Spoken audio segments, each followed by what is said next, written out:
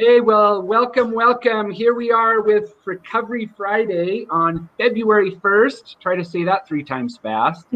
And we are so excited to have our guest, Keri Kraatz. We know we had a few technical difficulties, so if you were expecting this, yes, we do this event every Friday at 9 a.m. But today we got a little bit of a late start, but that's barring any difficulties at this time. But that's kind of life, right, Keri? It is. So I'm joining you from my kid's office with toys in the background, but it's working.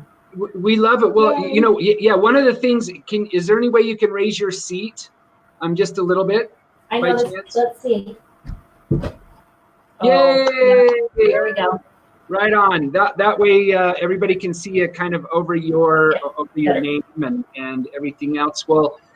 For those of you who are just joining us and have not heard of Frecovery Friday, this is a live Facebook show that we do every single Friday at 9 a.m. Mountain Time with one mission, and that is how do we make a difference and make an impact and address addiction differently in our world? And we're going to be looking at it at all kinds of angles. So we like to look at it from the workplace and the HR world. We want to look at it from the clinician's point of view and the medical industry's point of view. Hey, Doc Sellers, thanks for joining us today. Great to have you with us. We are going to be looking at it from a family's point of view, and we'll be bringing on a lot of experts and a lot of innovators, people who are thinking differently about addiction. We've all been touched by it, and so today, as we introduce Keri, I want to just give a little bit of backstory. Keri and I met at a networking event through a good friend of ours over the summer, and immediately when we started to chat and I shared with her a little bit about what we were doing with addressing addiction in the workplace, and she just absolutely blew my mind. And I remember even coming home and sharing with you, honey, about you've got to meet this lady. She is doing something in the workplace that I haven't heard of before. And so it's with a great honor and excitement, Keri, to introduce you and just to give a little bit of your history. And I'm going to let you really talk maybe a little bit about that. But you are an HR extraordinaire. You consult with organizations. You've worked with very large companies in executive positions as VP of HR. And so maybe give a little bit of background, and then we'll jump right in on how you saw addiction differently in the workplace and how you address that from an HR perspective. Yeah, sure. So I didn't really intend to be in HR. Like most HR people, I think that's what happens. And my career path has really been in large organizations. So I was in the car business for a while. I worked for Intermountain Healthcare with 35,000 employees. Most recently, I was with a company called Academy Mortgage that we went from 1,400 to 3,200 really quickly. So got to know a lot of different employee struggles during that time, and led the HR team there. And it really changed some of my perspectives. We had employees in 48 states and different backgrounds, different cultures. And it really encouraged me to think outside the box in how we work individually with some of these employees. And it was during that time I learned about kind of the trifecta of FMLA and ADA and other personal leaves and how those all work together and how we can use what we already have to help people figure things out. Because it wasn't always an easy path to come to work every day. So let's maybe start with a kind of an overlaying question here. What do you see as the typical approach from the HR perspective? Because you've got a lot of colleagues. You sit on a lot of the different association boards. You're a huge part of the SHRM organization, and so you're interacting with a ton of people in HR, right? Exactly. What is the typical approach to addressing addiction in the workplace? I think for a lot of HR people, it's hands off, and they don't want to know about it. If they do know about it, they don't want to deal with it. And so I think traditionally, a lot of people who have come to HR, maybe come to their leaders with some sort of an issue, have lost their job, have lost some confidence from their supervisor. And it's been a more of a punitive approach rather than an inclusive approach to managing that person's employment, is what I've noticed. I do see some of that changing, but I think traditionally it's been a pretty hardline approach with some zero tolerance drug policies and just drug policies in general. I think have made it very difficult for employees to utilize their employer as a resource. So honey, you and I, we had the pleasure of working with a drug rehab center, and we worked with a lot of business professionals. What, as you hear that, does that resonate with kind of the experience we had on the back end? Because you took a lot of those calls. Oh, so by the time they were actually reaching out to us and I was on the phone with them, they were in such complete crisis mode. And honestly, there were many times that I thought to myself, I wish I could have had the conversation with them 2 months ago or even 6 weeks ago, when maybe those resources would have been available. But there's two parts. They're so afraid, but they're even more afraid of the stigma. They're so afraid of what people are going to think, and they automatically assume, and it sounds like this is typically what happens, they automatically assume as soon as the cat is out of the bag, they're done. Mm-hmm. So would it be fair to say then, thank you, honey, would it be fair to say, Keri, then that probably the most well-known approach today is a ignore, and then when it hits crisis, it's basically the hire and fire mode. So Yep. So it's like, right? Uh-huh. And I think that employers are so focused on just addressing performance that they don't always dig in a little bit deeper to see what's affecting that performance. Because it's really easy to say, you were late to work today, you didn't show up, you really, you messed up with this client. And it is really easy to talk about performance because that's what we're okay with that. We're in a workplace. We're accustomed to giving performance feedback.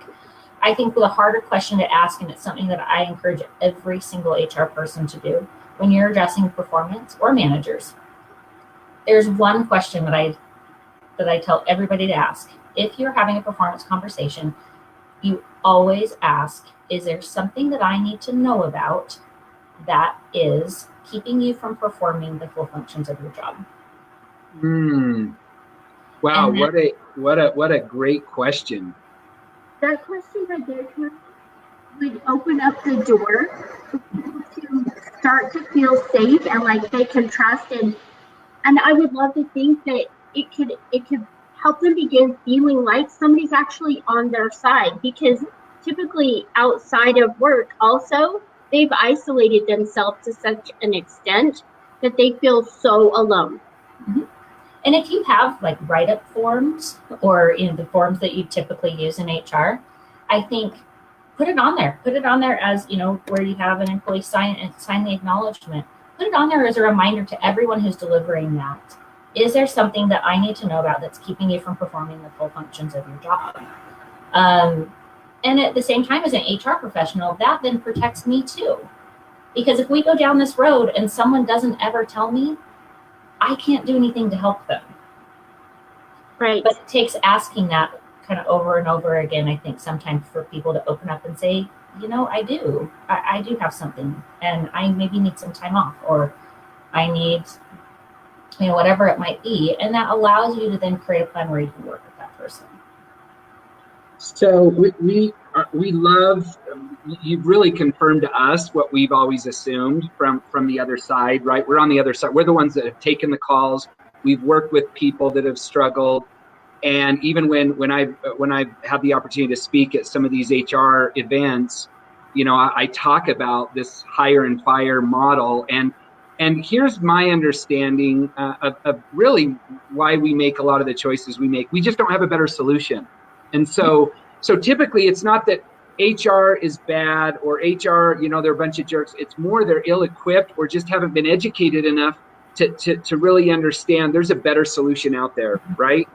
So why don't you talk, Keri, about that better solution? Because it's really what attracted me to what you were, what you were up to with, in particular, I remember a couple of stories from Academy Mortgage that you shared. And again, I was blown away. I was so amazed at how you were addressing this. Why don't you break that down for those, in particular for our HR listeners, how that worked? Yeah. Well, I think that number one is asking that question and teaching your managers to ask that question.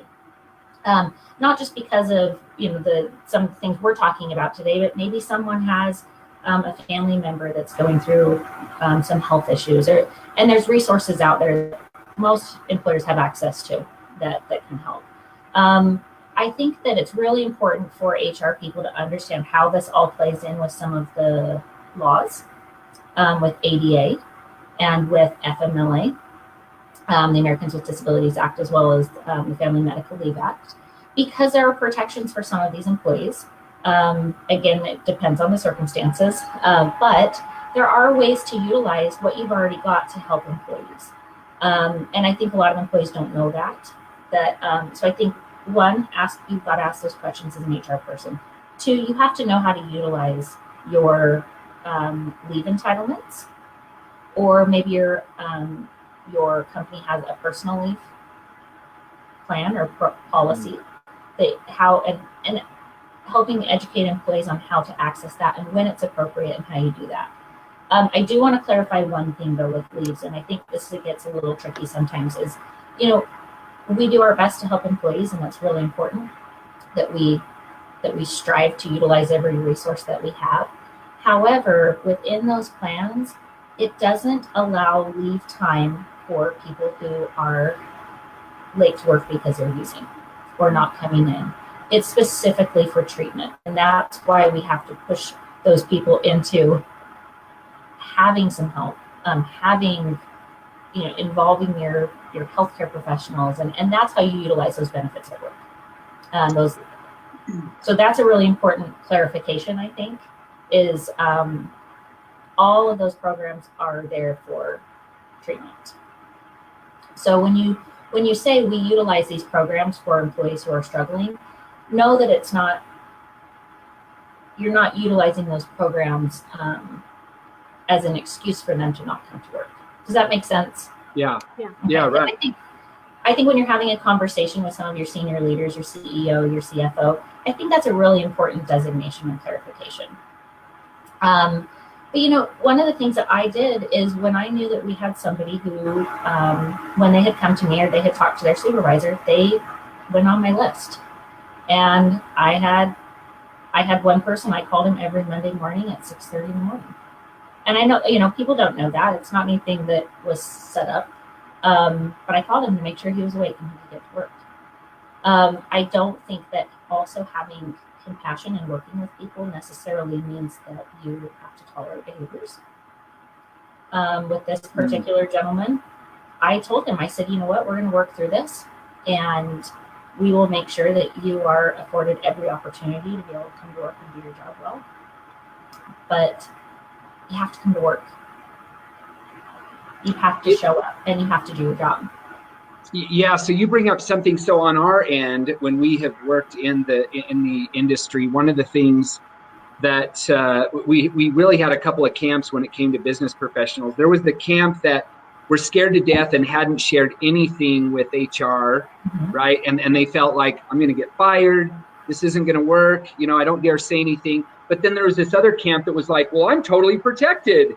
Like, it was almost like there was this free pass, and neither one of those is right. And I think from an HR perspective, what I'm hearing you say is better communication, actually addressing it, but then letting your employees know that you have the support and you have, like, we can get through this, right? But here's our big overlaying message from our point of view is not talking about it or ignoring it just doesn't work anymore, right? Yeah. I've got a question for you, Keri, about So from the HR perspective, because we talk a lot about the bottom line when it comes to addiction in the workplace and how much it is costing companies by not addressing it. Yeah. Does that ever come up in your space? Like, I'm just really curious, or is that not even something that even crosses your mind when you think about what it costs to replace employees and retention and all of that? Maybe talk to that for a minute. Yeah, it's interesting. People throw out these numbers all the time. How much it costs to replace an employee, or how much is lost in productivity. But what I can tell you is and I don't know what of those numbers are made up and what's true. We've got numbers for you though. Well, everybody has, you have right. These consultants come in and they tell you these things. But specifically for, if I looked at a lot of health plans and self-insured health plans. I think that is one of the easiest places to see savings with things like this, because the cost of treating people who are generally not well, their families aren't well, I think that's a very easy quantifiable cost. Or you have someone who you have a member of a team who is struggling, and everyone else on the team just thinks it's because they don't know how to do their job, or they shouldn't have hired this person. The effect on the team, it's hard to quantify, but when you have a well-running team, those teams are infinitely more productive, right, than a team that's not running well. Picking up work when people don't show up. The cost of, a lot of companies now are moving towards unlimited PTO. And how do you manage that when you have an employee that is regularly taking time off, or leaving early, coming in late? So there's so many different ways that it impacts the bottom line. I even look at in my family, for example, my husband was in a terrible, terrible accident, and for a year, I was not focused on my job. It was the only time in my life where I felt like I wasn't doing a good job, and it was because I was so worried about how I was managing things at home, and if he was okay, and what needed to happen to get him to his next appointment. And so I think that we will also have to look at the effect on a spouse or a parent, and the distractions that those things cause in the workplace too. So it's just such a multifaceted approach to me, that it's not just about replacing that person. It's all these things that go along with it. Yeah. So one of the things that you said there, I think, there used to be this belief, it's been years, I hope, that we could just put a nice little box around our personal issues and leave those at home. And then when we walk through the company door, we're here to work, right? And that's such an old way of thinking, and it doesn't work that way, right? Just as you were sharing, no. It impacts. In fact, I've seen some of the numbers out there, I think through SHRM, that 70% of people who have a loved one who struggle with addiction have said that it greatly impacts their productivity at work. Absolutely. 70%. And if you know anything about the crisis of addiction, which is impacting just about everybody on the planet, mm-hmm. So no wonder we have issues with employee engagement. No wonder it's not just one little thing, as you said, it's multifaceted. And the more that we can understand that, people at work need some type of support, and not talking about it just, I think, even creates even more stigma and keeps us in this little place of, we're not going to talk about it. Well, I was one of those guys that didn't talk about my issues for years, and it turned into, a pretty hardcore 10-year, drug, whatever.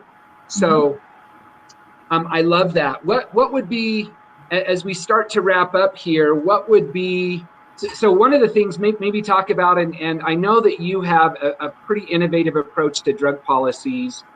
And so tell us really quickly, what is your email that I can put up here so people can see because I know that you had shared that if somebody wanted to have a more innovative approach to drug policies, that you'd be happy to share that with them. Tell me what email I can use to post. Yep. So it's just my name, Keri. Yeah. At insighthr.net. .net? .net. I've worked on a couple of different things. So I am really encouraging a lot of my clients to move away from traditional drug policies. One, because they're not administered consistently. I'm going to tell you one other quick little thing. So I had this is when this showed to me that drug policies are tricky. A lot of times if you have people driving, or if it's construction, or there's safety involved, you have these really tight drug policies, and they do random drug tests. Well, the problem is, and this has happened several times that I've experienced, what if one of your top people takes their wife's painkiller because their back hurts, right? And then they test positive. And you're like, but they're our top person, right? Not affecting that person's ability to come to work. So then what do you do? But then someone else, same thing happens. Maybe they're not quite as valuable of an employee, and then you terminate them. So it leaves a lot of room for inconsistencies, and I don't like that. I think you just need to be able to come to work and do your job. And it doesn't really matter why you can't come to work and do your job. If it's, if it is a substance abuse issue, or a health issue, or you have stuff going on in your family, or you just don't like your job. I think that I've moved really from a traditional drug policy for a lot of my clients into a fit for duty policy, and teaching managers to recognize some of these things that are going on, to ask the right questions. And if someone can't come to work, let's figure it out, rather than sending them for the random drug test, maybe terminating them, maybe don't terminate them, depending on how valuable an employee they are. That approach never really sat well with me.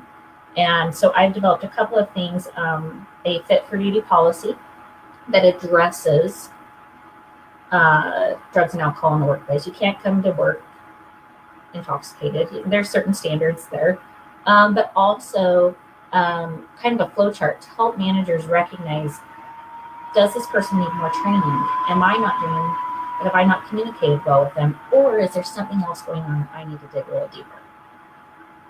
So I'm happy to share those resources, because I think they're so important, and it will help you start to shift that conversation a little bit. Yeah, that's great. And maybe when we're finished here too, you can just in the comments throw your email in there again, because we do want people to reach you. And I've just posted up there too a number. If you don't know, one of the things that my wife and I have rolled out is a program called the Keri Initiative, where we actually go into organizations, companies, corporations, and we help them address addiction in the workplace differently. Keri, you've been so kind to be a part of that advisory board, so you're a part of that with us because of how innovative you are. But if you or a loved one is struggling with addiction, you can always just call us and ask questions. It's confidential. It's something that we are passionate about, obviously. And that number is 1-833-JUST-CARE. Again, Keri, thanks so much for joining us today. This was a lot of fun. We'll be having you on again. And just thank you so much for everything you do, and for being what an innovator you are in the space. Thanks. It's been so fun to partner with both of you and get to know you better, and the wonderful things you're doing. This is beautiful, Keri, and this was super insightful. And I love that, like we talked about last week, you're one of our thoughtful innovators, really looking at drug policy different. But I think the part that stands out to me is you're always considering that they're still human. These are people having real problems and feelings, and they deserve not to be dismissed. So it makes me super hopeful. Thank you so much. Well, hopefully we can change this conversation a little bit on both sides. Absolutely. Yeah. Well, thank you. Have a wonderful rest of your Friday and this weekend. And until next time, everybody, please stay connected.